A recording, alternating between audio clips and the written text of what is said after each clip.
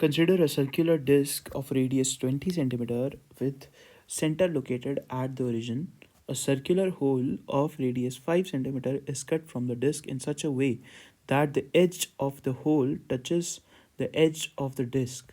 The distance of center of mass of residual or remaining disc from the origin will be. ठीक है, देखो simple question है. क्या कर रखा है, एक डिस्क है 20 सेंटीमीटर रेडियस की. ठीक है, एंड इसका जो सेंटर ऑफ मास है वो ओरिजिन पे है. ठीक है, the distance of centre of mass of residual और remaining from the origin will be. ठीक है, तो एक डिस्क निकाल ली हमने यहाँ से जो कि 5 सेंटीमीटर रेडियस की है. तो मतलब कि पूरा हो गया 10 सेंटीमीटर एंड 20 सेंटीमीटर यहाँ से लेके यहाँ तक था. और ये जो कट किया है ये भी 10 सेंटीमीटर है. ठीक है, तो ये जो कट की हुई डिस्क है, ठीक है, ये जो सिर्फ कट वाला पोर्शन है ये भी एक तरह से डिस्क ही है. ठीक है, तो इसका सेंटर ऑफ मास कहाँ पर है, ये वाला पोर्शन पे, ये जो यहाँ पर है. और इसके कोऑर्डिनेट्स क्या हैं, ये पूरा 10 है तो ये भी यहाँ से यहाँ तक 10 ही होगा. 10 क्योंकि बड़ी वाली डिस्क का तो रेडियस 20 है. तो ये वाला जो कोऑर्डिनेट हो जाएगा वो हो जाएगा 15,0. 15 कैसे, ये पूरा 10 था तो ये 5 हो जाएगा, 5 और 10. ठीक है, 15,0 हो जाएगा प्लस में. और बड़ी वाली डिस्क का और जो सेंटर ऑफ मास है वो तो 0,0 पर ही होगा. एंड जो हमारा सेंटर ऑफ मास, ठीक है, जो इस पूरे सिनेरियो का होगा वो शिफ्ट होके हो जाएगा यहाँ कहीं. तो हमें इसके कोऑर्डिनेट्स निकालने हैं और डिस्टेंस निकालना है.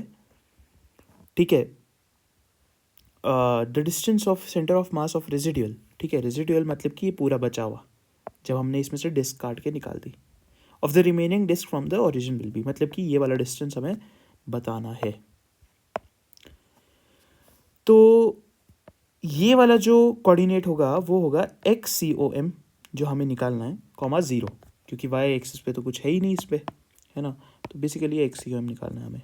तो इसका वेल डिफाइंड फॉर्मूला होता है कि जब अगर इसका एरिया A1 है जो बड़ी वाली डिस्क है, ठीक है, जब हमने इसमें से डिस्क नहीं निकाली तब, अगर इसका एरिया A1 है और A2 उस वाले डिस्क का एरिया है जो हमने निकाल दिया. ठीक है, तो ये बेसिकली हॉलो एरिया का, हॉलो जो पोर्शन है इसका एरिया A2 है. जो हॉलो पोर्शन है वो भी डिस्क की है तो उसका एरिया A2 है. तो हमारे पास XCOM जो आता है वो आता है A1 x1 minus A2 x2 bye A1 minus A2. ठीक है, तो A1 तो हमारा एरिया हो गया बड़ी वाली डिस्क का जब उसमें से डिस्क नहीं निकाली है, छोटी वाली डिस्क नहीं निकाली है. और x1 इसके सेंटर ऑफ मास का कोऑर्डिनेट हो गया, x कोऑर्डिनेट इसके सेंटर ऑफ मास का. ठीक है, तो A1 जो भी हो, x1 तो हमारे पास 0 है तो A1 निकालने की कोई जरूरत नहीं है, माइनस A2 क्या हो जाएगा, ये छोटी वाली डिस्क का वो अपना एरिया. तो पाई r² r कितना है 525 इंटू x2 कितना है, ये हो जाएगा 15 जो हमने कोऑर्डिनेट निकाला है अभी, अपॉन. तो A1 अब फिर से निचले वाले का तो लिखना ही पड़ेगा, तो पाई इंटू r², 20 का क्या हो जाएगा square 400 minus pi into A2 का, A2 के लिए r² 25. ठीक है, तो पाई से पाई जाएगा एंड ऊपर हो जाएगा XCOM equals to minus 25 into 15 upon 400 minus 25 तो मतलब कि 375. तो ये हो जाएगा 3 और ये हो जाएगा 7 और 5. 35 35 तो हाँ सही है, ठीक है। और ये हो जाएगा 1 और ये हो जाएगा 3, 3 3 x इक्वल्स टू -1 सेंटीमीटर। तो बेसिकली ये ओरिजिन से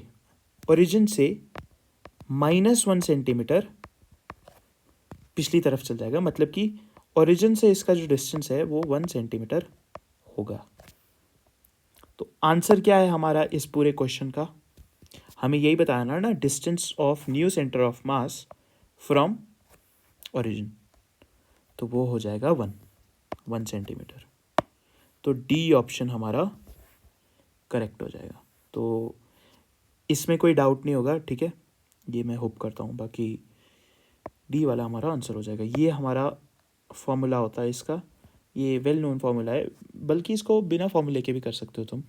उसमें क्या होता है, ये जो रेजिड्यूल का है इसका सिग्मा से करते हैं हम, ठीक है। इसका और इसका सिग्मा सेम ही होगा क्योंकि मटेरियल सेम है। तो हम इसका मास निकाल लेते हैं, रेजिड्यूल का मास निकालने के बाद हम वही वाला फॉर्मूला यूज़ कर लेते हैं जो कि हम करते थे, x इक्वल्स टू m1x1, है ना, वैसे करके। तो फिलहाल इसी से ही याद कर लो, बेस्ट होता है, ठीक है। ऐसे आते रहते हैं सवाल, तो डी ऑप्शन हमारा करेक्ट हो गया।